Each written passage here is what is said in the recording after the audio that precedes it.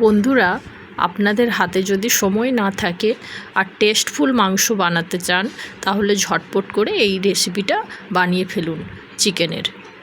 দেখুন, এখানে চিকেনটা রাখা আছে, আলুটা ভেজে নিয়েছি। কড়ার মধ্যে পরিমাণ মতো তেল দেবেন। তেল দিয়ে জিরে, কেশরি মেথি, শুকনো লঙ্কা, রসুন, আদা, পেঁয়াজ,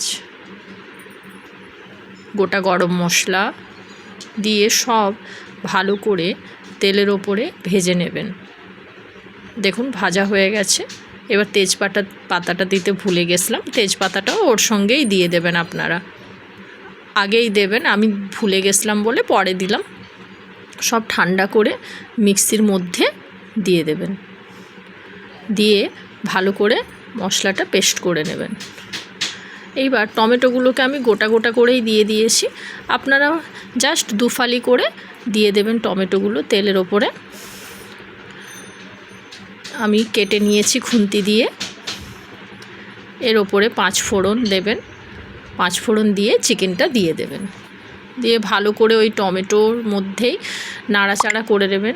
এতে তেলও খুব, আমি দেখুন সামান্যই তেল দিয়েছি, তেল যে খুব বেশি দিয়েছি তা নয়, কম তেলেও রান্নাটা হবে। ওর ওপরে নুন ছড়িয়ে দেবেন, পরিমাণ মতো হলুদ, কাশ্মীরি লঙ্কার গুঁড়ো। যেহেতু শুকনো লঙ্কা দেওয়া আছে তাই আমি গুঁড়ো লঙ্কা এতে ব্যবহার করছি না। ভালো করে আবারও মাংসটাকে ভেজে নেব।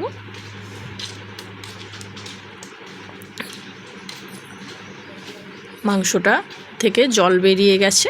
এইবার দেখুন, ওই বেটে রাখা মশলাটা দিয়ে দেবো, দিয়ে ভালো করে মাংসটার মধ্যে মশলাটাকে কষিয়ে নেব সুন্দরভাবে। দেখুন, মশলাটা একদম জলটা যেন মেরে নেওয়া হয়।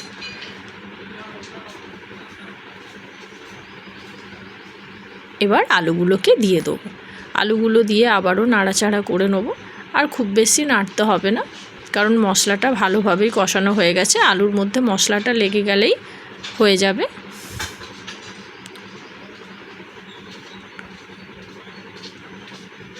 এইবার ঢাকা লাগিয়ে দেবো।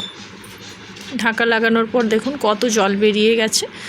আর সামান্য সেদ্ধ হওয়ার জন্য জল দেবো, খুব বেশি জল দেবো না। এটা একটু ড্রাই করব, খুব বেশি ঝোল হবে না। আবার ঢাকা লাগিয়ে দেবো। মাংস সেদ্ধ হয়ে গেছে। এর ওপরে জায়ফল, জয়িত্রী আর গরম মশলা, জিরে গুঁড়ো ছড়িয়ে দিলাম। পুরো মাংস রেডি। দেখুন, লুকটা এইটা এসছে। আপনারা ঝটপট বানিয়ে ফেলুন বন্ধু।